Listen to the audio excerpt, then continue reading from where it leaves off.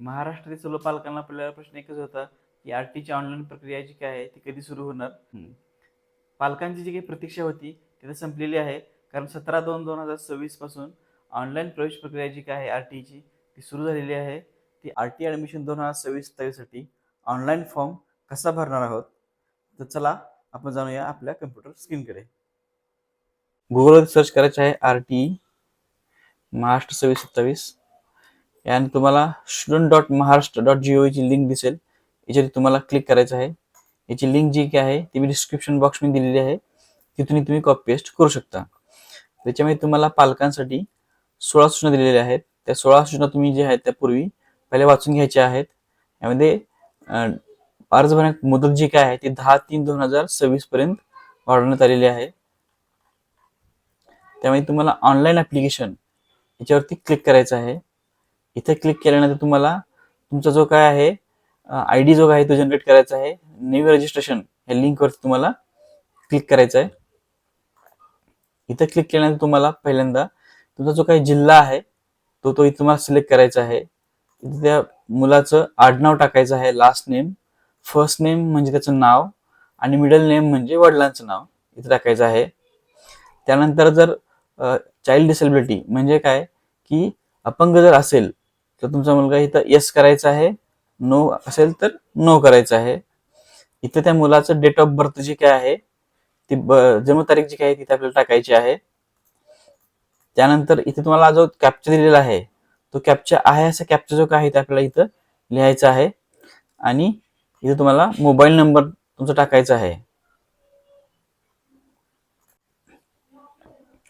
पूर्ण माहिती भरल्यानंतर तुम्हाला इथे तुमच्या पाल्याचं जे काय आहे ती वय इथं तुम्हाला दिसेल की आजच्या डेट पर्यंत किती वय आहे हे तुम्हाला दिसून येईल आणि रजिस्टर याच्यावरती क्लिक करायचं आहे.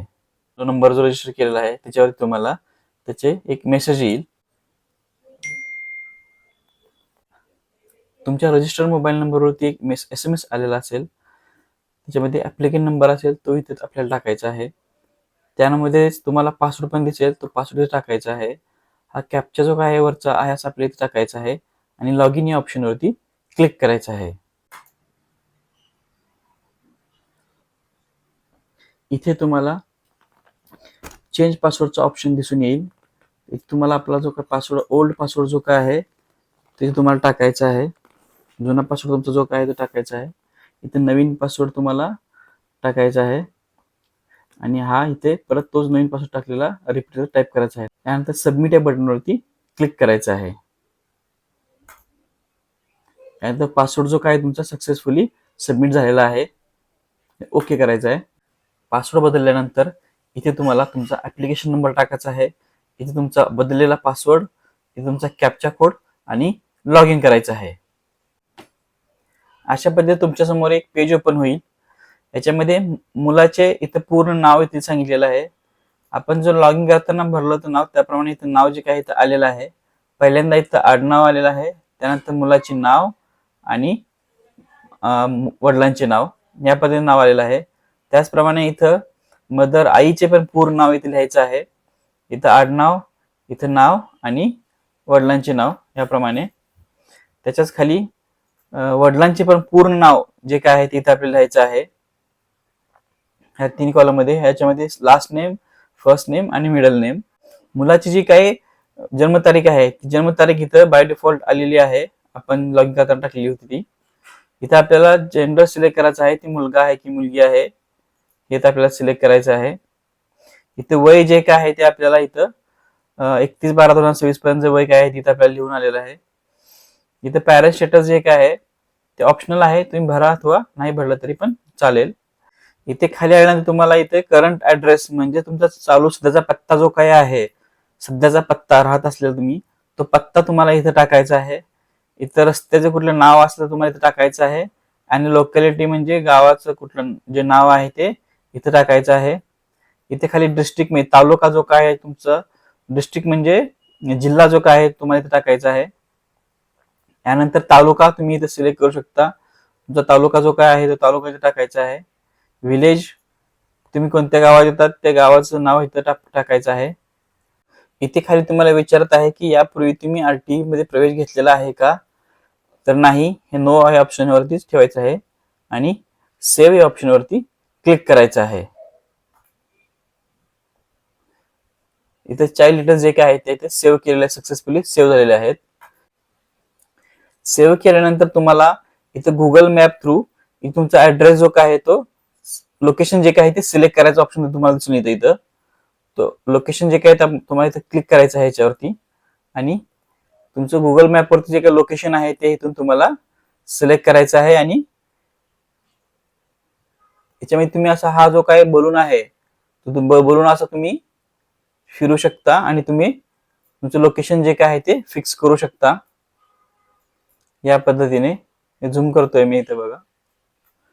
हा जो काही बलून आहे हा तुम्ही असं सिलेक्ट करून तुमचे लोकेशन फिक्स करू शकता. तुमच्या घराचं जे काही लोकेशन आहे ते लोकेशन तुम्ही इथून फिक्स करू शकता.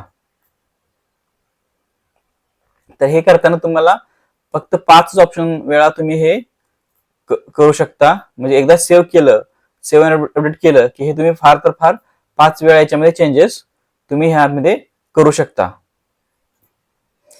मी बलून जो काही तो सेट केलेला आहे सेव्ह आणि अपडेट याच्यावरती क्लिक करायचं आहे. यामध्ये तुमचा लोकेशन जे आहे फिक्स होऊन जाईल. ओके करायचं आहे. इथे जर परत तुम्हाला चेंजेस करायचे असतील तर तुम्ही एकदा इथून परत एडिट ऑप्शनवरती जाऊन तुमचं लोकेशन चेंज करू शकता. आणि तुम्हाला लॅटिट्यूड आणि लॉन्जिट्यूडल या दोन्ही पण व्हॅल्यू इथे तुम्हाला आलेल्या आहेत. आणि तुम्हाला सेव्ह ह्या ऑप्शनवरती क्लिक करायचं आहे. सेव्ह केल्यानंतर तुम्ही चाइल्डची जी काही माहिती जी काही सक्सेसफुली सेव्ह झालेली आहे. ओके करायचं आहे. ऍप्लिकेशन याच्यावरती आपल्याला सिलेक्ट करायचं आहे. इथे केल्यानंतर तुम्हाला स्टँडर्ड जो काय तुमचा तो सिलेक्ट करायचा आहे. यानंतर तुम्हाला इथे रिलिजन म्हणजे तुमचा धर्म जो काय आहे तो इथे सिलेक्ट करायचा आहे. तुम्ही कोणत्या धर्माचे आहात, हिंदू, मुस्लिम, बुद्ध, जैन जे काही धर्म आहे तो तुम्हाला इथे सिलेक्ट करायचा आहे. त्यानंतर तुम्हाला कॅटेगरीज त्यात सिलेक्ट करायची आहे. जनरल आहात, SC आहात किंवा OBC आहात, जी काही कॅटेगरी आहे तुम्हाला इथे सिलेक्ट करायची आहे. त्यानंतर खालच्या ऑप्शन तुम्हाला दिसेल की तुमचा मुलगा अगर दिव्यांग असेल तर येस करायचं आहे. येस केल्यानंतर तुम्हाला इथे तुम्हाला दिसेल की किती कोणत्या दिव्यांग कॅटेगरी येतो ते सिलेक्ट करायला लागेल आणि किती पर्सेंट डिसेबिलिटी आहे तुम्हाला दाखवेल. तर ते ती केस आपल्या इथे नाहीये तर आपण नो हा ऑप्शन सिलेक्ट करणार आहे कारण दिव्यांग नाहीये. HIV पॉझिटिव्ह असेल तर येस करायचं आहे, नसेल तर नो करायचं आहे. तर इथे आपण नोच ठेवणार आहे. आधार कार्ड तुमच्या जे काही मुलाचा आधार कार्ड जे काही नंबर असेल तर येस करायचे आहे आणि इथे तुम्हाला आधार कार्ड नंबर तो टाकायचा आहे. वर्षाचा इन्कम जो काय तो तुमचा इथं अॅन्युअल इन्कम इथं रुपीज मध्ये टाकायचा आहे. त्याच्या खाली तुम्हाला पॅन कार्ड ID आणि पॅरेंट्स ईमेल ID दिलेला आहे. हे दोन्ही ऑप्शनल आहेत, तुम्ही टाकू शकता अथवा नाही टाकलं तरी पण चालेल. इथं मोबाईल नंबर बाय डिफॉल्ट तुमचा येईल जो आहे तो तुम्ही भरताना पहिल्यांदा रजिस्ट्रेशन करताना टाकलेला आहे तो इथं मोबाईल नंबर तुमचा येऊन जाईल. इथं ऍड्रेस प्रूफ खाली तुम्हाला प्रूफ मागत आहेत कोणते कोणते प्रूफ तुमच्याकडे असायला पाहिजे की ह्या कॅटेगरीसाठी हिंदू आणि जनरल ह्या कॅटेगरीसाठी. तर तुम्हाला ऍड्रेस प्रूफ तुमच्याकडे दाखवावं लागेल की येस म्हणायचं आहे इथं. दुसरी गोष्ट म्हणजे बर्थ सर्टिफिकेट तुम्हाला लागेल ते येस करायचं आहे. इन्कम सर्टिफिकेट आहे ते तुम्हाला लागेल इथे येस करायचं आहे आणि सेव्ह या ऑप्शनवरती क्लिक करायचं आहे.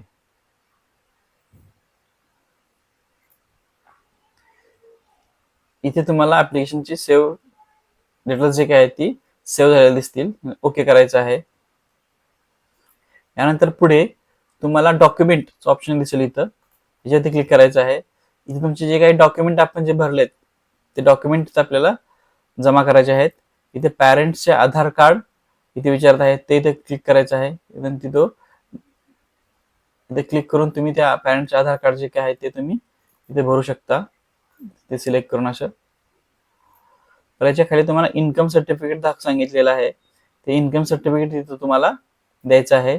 ऍड्रेस प्रूफ जो काय तो ऍड्रेस प्रूफ इथे तुम्हाला सिलेक्ट करायचा आहे आणि अपलोड या डॉक्युमेंट वरती सिलेक्ट करायचं आहे.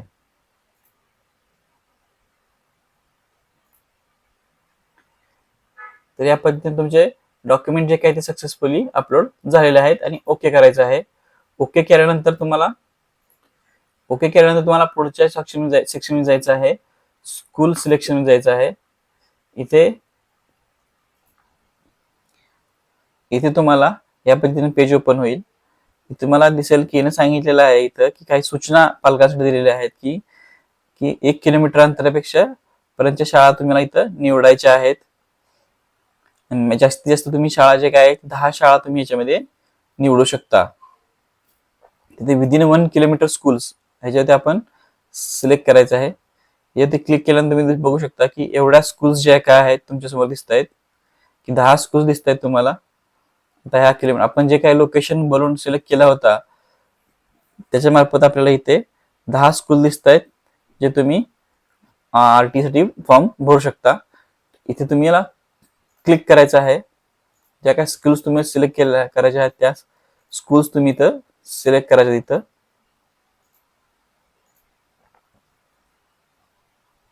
अशा पद्धतीने तुम्ही तुमच्या स्कूल जे काय ते सिलेक्ट करू शकता. इथे तुम्हाला कळेल की स्कूलचं नाव जे काय आहे ते स्कूलचं नाव कळेल. इथे तुम्हाला कोणतं बोर्ड आहे, मीडियम कोणते आहेत ते कळेल. इथं बोर्ड CBSE बोर्ड आहे, इंग्लिश मीडियम स्कूल आहे, इंटर लेव्हल फर्स्ट स्टँडर्ड साठी. मॅक्झिमम ह्या शाळेमध्ये तुम्ही 12वी पर्यंत शिकू शकता. तुम्हाला दिसतात की टोटल जे काय आहे ते किलोमीटर किती आहे ते 0.4 किलोमीटर तुमच्या शाळेपासून आहे. तुमच्या राहत्या घरापासून पत्त्यापासून आहे अंतर हे. आणि 57 व्हॅकन्सीज इथं आहेत. त्याप्रमाणे तुम्ही सगळ्या शाळा तुम्ही अशा बघू शकता की कोणत्या कोणत्या शाळा तुमच्या जवळच्या आहेत त्या.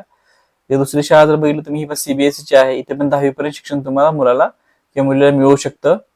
आणि इथे 62 जागा आहेत. म्हणजे काय होईल की तुम्ही जे काही पहिल्यांदा बलून सिलेक्ट केला होता किलोमीटरचा त्यानुसार तुमच्या जे काही फक्त 1 किलोमीटर अंतरावरच्या जेवढ्या काही शाळा आहेत त्याच फक्त तुम्हाला इथे शाळा दिसतात. त्याच्या व्यतिरिक्त कोणतीही शाळा तुम्हाला इथं दिसणार नाही. आणि त्या शाळा तुम्ही सिलेक्ट करू शकता. तर मॅक्झिमम 10 शाळा तुम्ही सिलेक्ट करू शकता.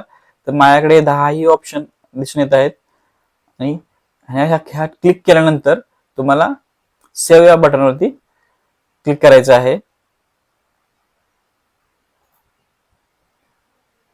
आणि स्कूल सिलेक्शन जे काय आहे ते सक्सेसफुली झालेलं आहे. ओके करायचं आहे. त्यानंतर पुढे फॉर्म सबमिशनचा एक ऑप्शन तुमच्यामध्ये दिसून येईल. सबमिशन मध्ये तुम्ही जो काही भरलेला डेटा आहे, तुमचं नाव, वडिलांचं नाव, इन्कम किंवा तुमचा जो काही ऍड्रेस आहे, संपूर्ण माहिती तुम्हाला याच्यामध्ये दिसून येईल. यात सगळ्यात महत्त्वाची गोष्ट म्हणजे की जो गुगल ऍड्रेस जो काय आहे तो आलेला तुम्ही एकदा व्हेरीफाय करा की तुमचा आलेला गुगलवरचा ऍड्रेस जो काय आहे तो करेक्ट आहे आणि तुम्ही टाकलेलाही बरोबर आहे. हा सगळ्यात महत्त्वाचा आहे. यानंतर खाली शाळा तुम्ही ज्या काय सिलेक्ट केल्या त्या सर्व शाळा तुम्हाला दिसून येतील. आणि शेवटी तुम्हाला एक ऑप्शन दिसून येईल तो की बॉक्स एक स्क्वेअर बॉक्स दिसेल ते तुम्हाला टिक करायचा आहे. आणि तो टिक केल्यानंतर कन्फर्म आणि सबमिट या बटनवरती क्लिक करायचं आहे. एकदा की तुम्ही कन्फर्म आणि सबमिट केलं की त्याच्यामध्ये तुम्ही काहीही चेंजेस करू शकत नाहीत. त्यामुळे तुम्ही एकदा पुन्हा पुन्हा चेक करा की तुम्ही भरलेला अप्लिकेशन फॉर्म जो आहे तो बरोबर आहे का. आणि त्यानंतरच ह्या ओके या बटनवरती क्लिक करा. ओके केल्यानंतर तुमच्या समोर दिसून परत कन्फर्मेशन विचारत आहे की ती तुम्हाला ह्या ऍप्लिकेशन मध्ये तुम्ही काही चेंजेस करू शकत नाही अशी तुम्हाला परत नोटिफिकेशन विचारत आहे ती. तर ते तुम्ही कन्फर्म असाल तेव्हाच ते ओके करा. आणि इथेच खाली तुम्हाला जनरेट PDF चा एक ऑप्शन दिसून येईल.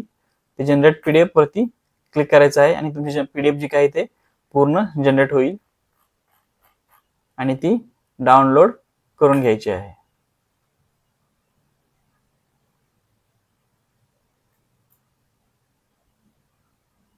तर अशाच वेगवेगळ्या माहितीसाठी आमच्या टेक हब गुरुजी या YouTube चॅनलला सबस्क्राईब करा. धन्यवाद.